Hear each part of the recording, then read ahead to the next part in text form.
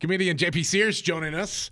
What I love about you, JP, is that you're deadlifting. How old are you now?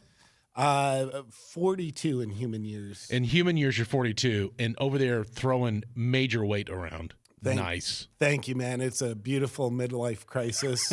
I recommend everybody get one. It's actually pretty fun.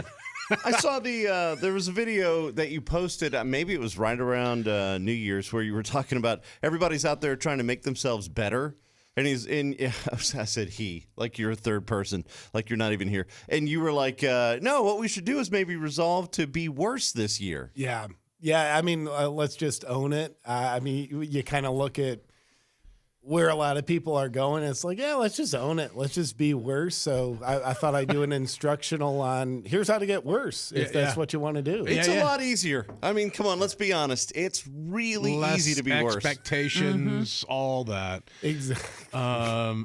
So was there a point where you're like, okay, I think I'm going, or have you always been like kind of health conscious and what you watch, you eat, and all that stuff? You know, it's been in my life for a long time. Before I was a comedian, I was a health coach, exercise coach, nutrition coach.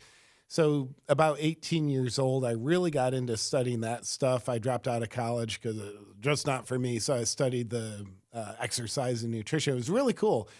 And then even before that, when I was 11, I started working out with weights in our basement. Even at 11? Yeah. I'll never forget one day at school, a kid named Ben Fouts. Shout out, Ben. You changed my life. What up, Ben? He said, JP, your arms are really skinny. And he wasn't like bullying me. It was just making an observation, and they were. But that like felt really insecure to me. So I'm like, no. So I started working out to try to feel and look as strong as I felt weak on the inside. That's how I dealt with insecurity starting at 11. And so, like, they usually recommend like don't do heavy like weights until you hit like puberty or whatever. So, like, do you have any issues or joint problems? Or well, no, I think that's bad advice because I haven't gone through puberty yet.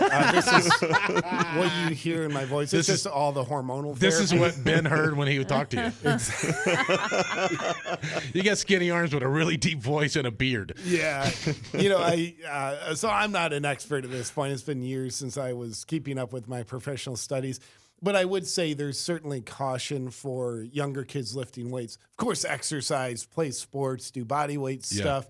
But when it comes to lifting weights, the younger you are, the less hormonally equipped you are to deal with a cellular breakdown that happens when you're lifting weights. Look at you. You haven't gone through puberty yet, unless you identify as such. Then it's true. Right. You know what we need to do? We need to have like a place like for big kids. Like, have a place. We've got all these other specialized places. We need a place where like adults can go to climb trees and do things like that. When's the last time you climbed a tree? Well, first off, I was a fat kid. I didn't climb anything. Yeah. I didn't climb trees. I didn't climb on top of the table. I didn't do don't any want of to that. climb a step ladder. And you want me to get on a tree? No, thanks. I want to do all that. I think you just want to see kids break their arms. Yeah. Like out of everybody, all kids who should not climb trees, overweight kids are probably the last ones you want climbing trees. Yeah, we're Just not doing keep that. your foot close to the trunk. You don't want to get it out on the end of the limbs. You want to stay close to the trunk. You should be okay. All right. You heard it here first, That's kids. right. Go That's right. climb trees. Awaken with JP. You can find him on Instagram. Playing Zanies this weekend. You just Google up Zanies Nashville, get you all this stuff. And plus, you're touring all over, man. You're doing a huge. You're all over the place. Yeah, it's a bit of a forever tour, which I enjoy, man. Out of everything I get to do, the live shows, the stand-up, you're there with a live audience. It's just the most exciting thing. I love it. It's pretty great. All right, comedian JP Sears with us. Take a break. We'll come right back on the way. Hang on. Comedian JP Sears joining us. You can find him online, Awaken with JP. Look at you with all your 1 million+ followers. Well, I mean, it's really billions, if not trillions, Trillions. at this point. But Right. Thank you. It's great. Like our debt just continues to grow. We're not sure what the real number Yeah, is. it's just the inflation of followers. They're just all fake. I don't know. Yeah, there's a whole thing on fake. Have you seen that? The fake followers. You pay to get followers. Yeah, and they're not real. But I've heard of people doing that, and then I've also heard in past couple years, YouTube at least, maybe the other big tech companies have figured out a way to identify when you have fake followers and then they like really like suppress you in the algorithm, which kind of makes sense. Like it's kind of below board behavior and but not good. I don't think it's Weren't not you very telling me, authentic. Carson, like on YouTube, like they'll have fake comments as well because comments will drive up videos and that kind of stuff. Yeah, you see gibberish that it's not even, it's not like foreign language, that they'll just type a bunch of letters that are no vowels. You get weird emojis that have nothing to do with it. And the thing is that for every time that YouTube or Facebook figures out, oh, this is how they got all these fake followers, well, someone just built a better bot.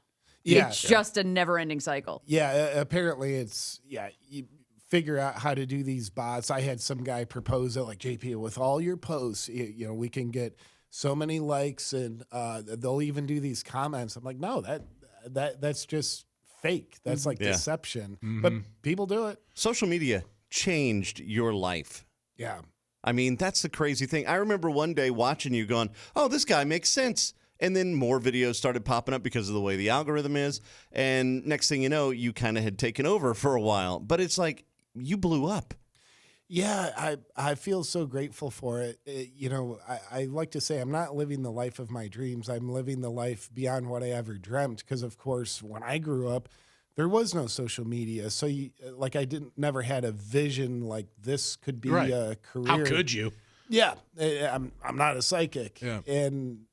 But then, I made one comedy video just thinking it was going to be a piece of garbage, but I wanted to make it.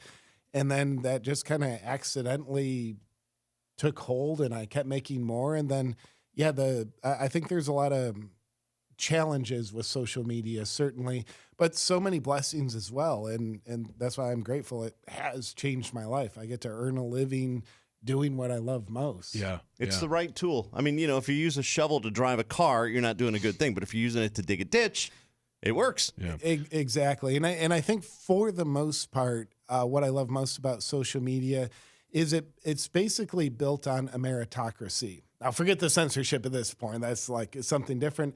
But with social media, anybody has a chance of success. And if people like your stuff, if you're delivering some kind of value, whatever that value is, you get rewarded with a progressive following that builds up, and anybody has a chance to do it. No longer are we in the old paradigm where you have to be discovered, some like kind of reptilian dude in Hollywood. But it's just like kind of a power to the people sort of tool. Yes. I agree. I think it's great that you can get on there and say almost anything you want, and it's your voice, it's your thing, it's your account, man. You can do what you want. You can say whatever you want. You will have to live with the repercussions, but sure. you can say whatever you want for years to come. Yes, for a while. Awaken with JP is on Instagram. JP Sears playing Zanies this weekend. You can also check out his schedule of where he's going to be next all over the country. You doing any international stuff? Not a lot. I'll be in Canada at some point in the next little while, but nothing super international. Okay. All right. My work has been a fair bit based on American politics and culture in the U.S. Yeah. So it's going to be a busy year. The rest of the world So probably. Bubba said, so it's going to be a good year. I hope things get wild. It'll be good for business. I think it's going to get wild. It'll get wilder before it gets chill. Wow, That's for sure. JP Sears, everyone. Thank you, brother. We appreciate you.